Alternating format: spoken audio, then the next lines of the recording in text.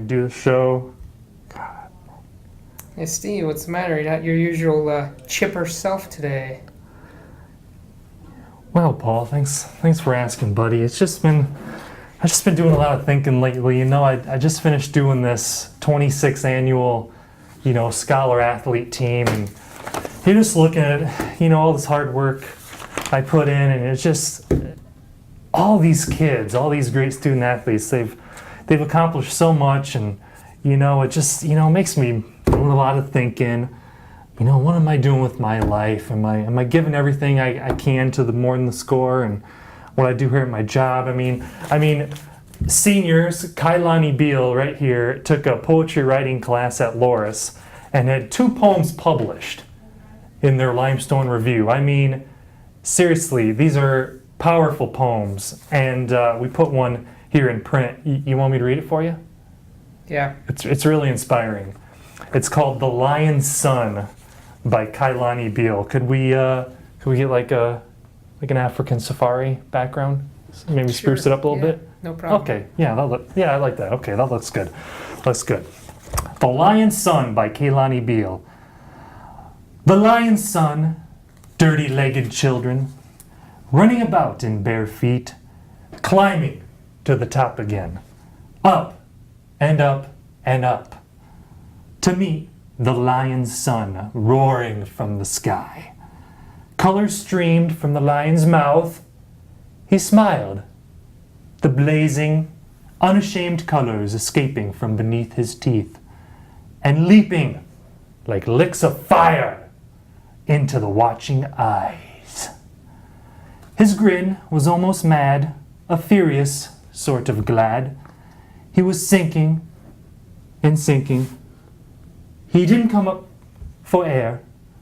The colors from between his lips interwoven with his hair. The lion's son. That is impressive, Paul, am I right? I mean, it's just inspiring, Makes you want to do something.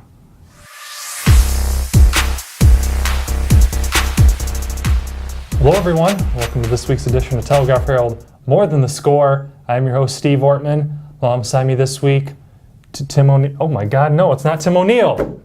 It's Brenden West. Oh my gosh, I needed a break from Tim so bad. Why is that? Thank you, Brenden. Why is that? Come on, Brenden.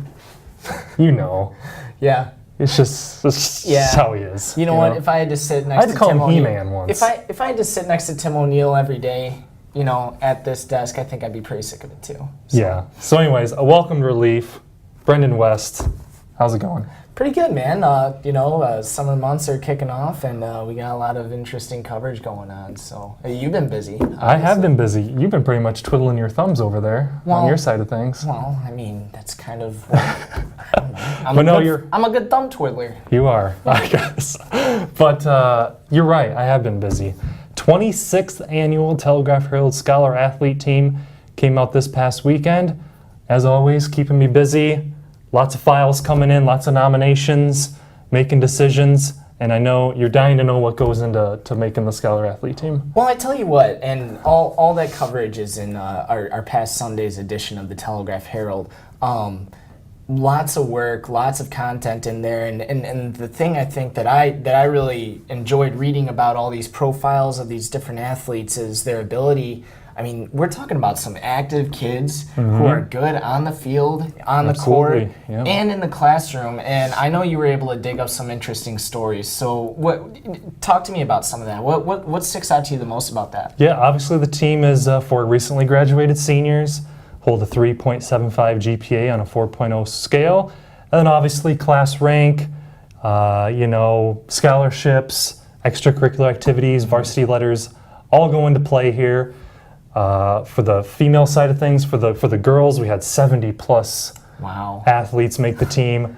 On the boys side of things, we had over 40 boys make the team. So lots of information to put together, but a couple that stood out that we had on the front page was for Dubuque senior, Kailani Beal, a great athlete, played basketball, earned 8 varsity letters. And what stood out to me, when you're doing these stories, everyone's kind of got the great credentials, they got all kinds of things. You're looking for little interesting bits and pieces to feature.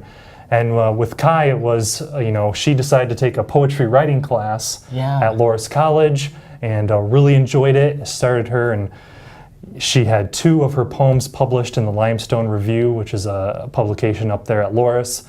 And in that class is when she really decided she wanted to go to school at Iowa for English and creative writing. So kind of a cool story there. Yeah, no kidding. Well, I know I've talked to Kai after several different games too, and I just like that's what I thought was so fascinating about that story was, you're portraying these sides of these athletes that we're on the sidelines watching these things. We don't always get to see those other extracurriculars that they're doing. So that was really interesting, and just how she was able to juggle that. What'd she have? Like her GPA was something in the 4s. I mean, it was 4.2. Yep. Something crazy. Very active girl, and I just that was like double your GPA in high school. Well, well, kidding. No, you weren't. It was triple. No, anyway, but you look on the boys' side, Nathan Betts from Western Dubuque. He has his heart set on joining the U.S. Naval Academy. He's going to be applying again here in the fall to get in there. It's a tough process to get in. Oh, yeah. Unusual number of candidates accepted interviews here, so he didn't make the first cut. But he says it's his dream. He's always wanted it, and he's going to keep getting it until he reaches it. And he's a very determined young man. He earned 11 varsity letters with the Bobcats. Biggest accomplishment came in wrestling here his senior year. He didn't really have a lot of experience wrestling before freshman year when he decided to go out. And his senior year, he made it to state at 126 pounds, so a great accomplishment for him. And he also helped the Western Dubuque boys soccer team have a great season as well. So that's the amazing thing. When you're pinpointing things out, looking for interesting stories of what they accomplished, outside of sports, and you see everything they do, it's still really impressive what they're able to accomplish on the field. Well, and one of the things that I enjoyed reading about that story too was I loved how there was like a theme to it. Nathan started off, as a freshman, sort of dabbling in wrestling and wound up excelling in that sport, and now he's sort of leaving high school, trying to get into the Naval Academy, and so it'd be really interesting to see what he's able to develop into with that. Sort of like starting from the ground and working your way up towards a goal. His goal was clearly to accomplish as much as he could in wrestling, and now, his goal is to accomplish as much as he can with the Naval Academy. So good for him, another stellar kid in our area. Yep, those are the two front page stories. We also had a couple other kids featured as well. Cuba City's Anthony Ziliaks, he Special Olympics coach. He coaches in basketball and helps out there on the side, and also performed well in the classroom. You can say that about all these kids. They're doing things in the classroom, they're doing things in sports, but it's those little extra tidbits. And him being a coach for the Special Olympics really stood out. And then you've got Amber Brand and Katie Fritz from Southwestern. Been playing sports together. They really helped turn around things for the Southwestern softball team.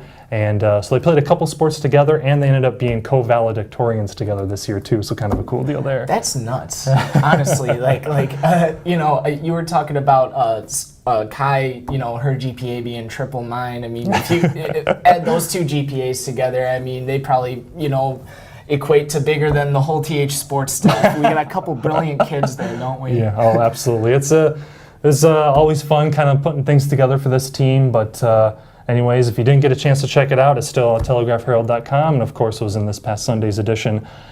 But now that's in the past. We've kind of wrapped things up there. We're moving forward.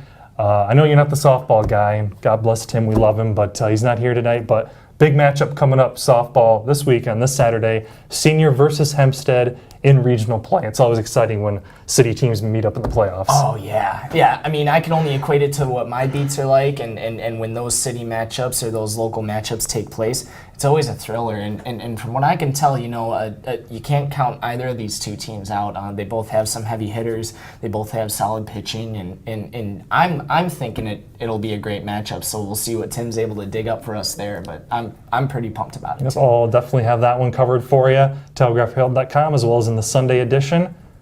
I think they've seen enough of us for 1 week. What do you think? Yeah, well, I mean, if you guys don't miss me too much and you're missing Tim O'Neill, then I guess this is it.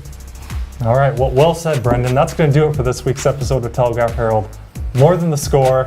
I'm your host, Steve Ortman, alongside Brendan West. You stay good looking, Dubuque.